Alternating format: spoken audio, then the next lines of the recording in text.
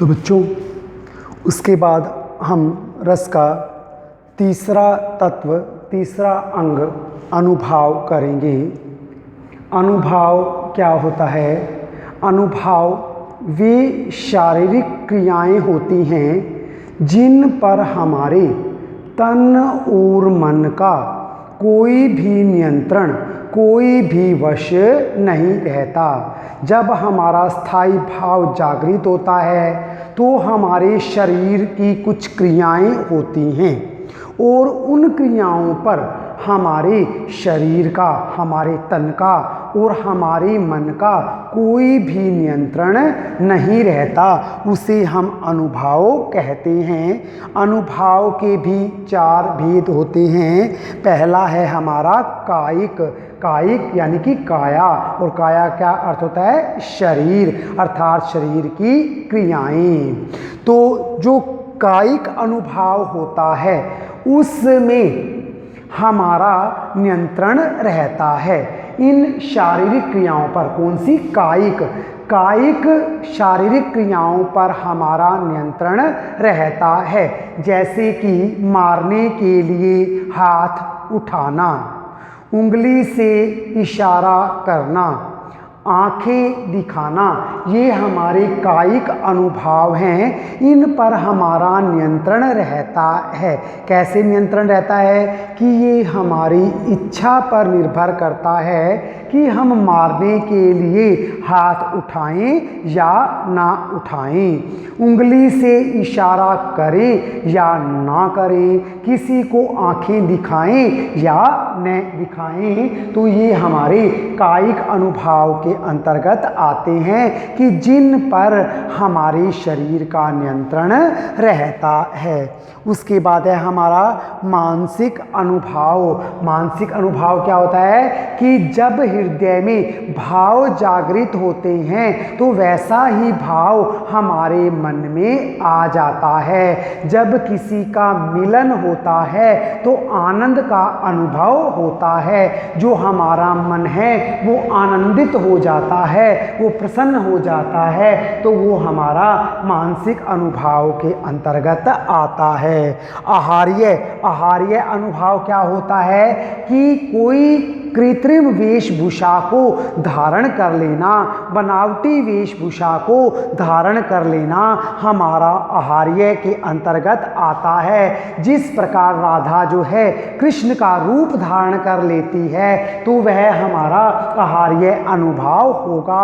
जैसे कोई बालक श्री राम का रूप धारण कर लेता है, विवेकानंद की वेशभूषा पहन लेता है, अर्थात कृत्रिम या बनावटी रूप को अपना लेता है। जो बहरूपीय हैं वो बनावटी रूप को, बनावटी वेशभूषा को पहनते हैं, वे हमारा आहार्य के अंतर्गत आता है। और सात्विक क्या होता है? सात्विक अनुभाव वे होते हैं जिन पर हमारे शरीर का, हमारे तन मन का कोई भी नियंत्रण नहीं रहता है। जैसे कपकपी हो उठना, शुद्ध बुद्ध खो जाना, चेहरे का रंग उड़ना, पसीना आ जाना, ये सब हमारा सात्विक अनुभाव के अंतर्गत आता है। जो हमारा कायिक अनुभाव होता है उस पर हमारे शरीर का नियंत्रण रहता है, लेकिन जो सात्विक अनुभाव होता है उस पर हमारे तन मन का कोई भी नियंत्रण नहीं रहता।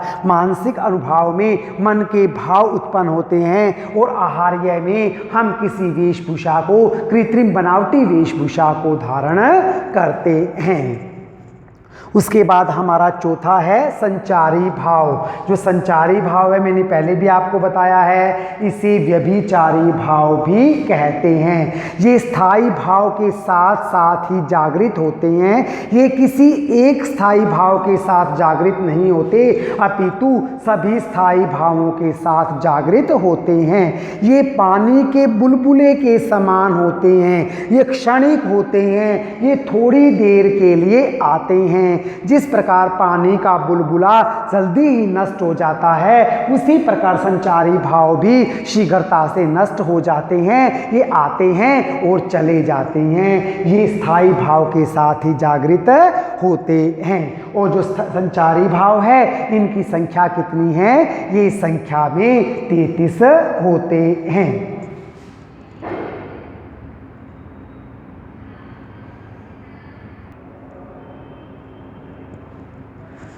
तो बच्चों, अब जो हमारे रस हैं, मुख्य रूप से हमारे रस 9 हैं। इसके अलावा 2 रस और भी हैं। अब मैं आपको रस के नाम बताता हूँ तथा उसके स्थायी भाव भी बताता हूँ। हमारा पहला रस है श्रृंगार रस, और श्रृंगार रस का जो स्थायी भाव होता है वो रति होता है।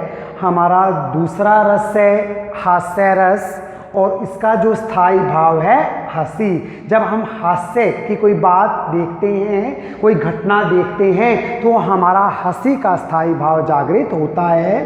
तीसरा रस हमारा वीर रस है, और वीर रस का जो स्थायी भाव है वह उत्साह होता है। चौथा हमारा रौद्र रस है। रौद्र रस का हमारा स्थायी भाव क्रोध है। पांचवा हमारा करुण रस है। करुण रस का हमारा स्थायी भाव शोक है। अगला हमारा भयानक रस है, और भयानक रस का हमारा स्थायी भाव भय होता है। से आगे हमारा विभत्स रस है। विभत्स रस का हमारा स्थायी भाव जुगुप्सा। जुगुप्सा क्या होता है? घृणा। तो उसका स्थायी भाव हमारा घृणा होता है। अगला हमारा अद्भुत रस है, जिसका स्थायी भाव विस्मय, आश्चर्य या हैरानी होता है। अगला रस हमारा शांत रस है, जिसका स्थायी भाव निर्वेद भी होता है, शम भी होता है तथा वैराग्य भी होता है। तो ये हमारे 9 रस हैं। मैंने अभी आपको बताया कि मुख्य रूप से हमारे 9 रस होते हैं। इसके अलावा हमारे 2 रस और भी हैं, वात्सल्य रस और भक्ति रस। जो हमारा वात्सल्य रस है, उसका स्थायी भाव हमारा संतति रति है, अर्थात संतान के प्रति जो प्रेम होता है वह हमारा वात्सल्य रस होता है, तथा उसका स्थायी भाव संतति रति होता है। और भक्ति रस, और जो हमारा भक्ति रस है, इसमें क्या होता है? भगवान की भक्ति होती है, और इसका जो स्थायी भाव है वो हमारा भगवत रति है। इस प्रकार मैंने आपको रसों के नाम भी बताए तथा उसके स्थायी भाव भी बताए। तो आपकी परीक्षा में ये 1 या 2 अंक में आपसे पूछे जा सकते हैं। ये किस प्रकार पूछे जाएंगे कि आपको कोई रस दे दिया जाएगा, ये पूछा जाएगा कि उस रस का स्थायी भाव कौन सा है। और कई बार ऐसा भी होता है कि आपको स्थायी भाव दे दिया जाए तथा ये पूछा जाए कि ये स्थायी भाव कौन से रस का है। तो बच्चों, ये यहाँ तक आपको समझ में आ गया होगा, मैं ऐसी उम्मीद करता हूँ। इसके बाद हम एक एक करके इन रसों को विस्तार पूर्वक पढ़ेंगे।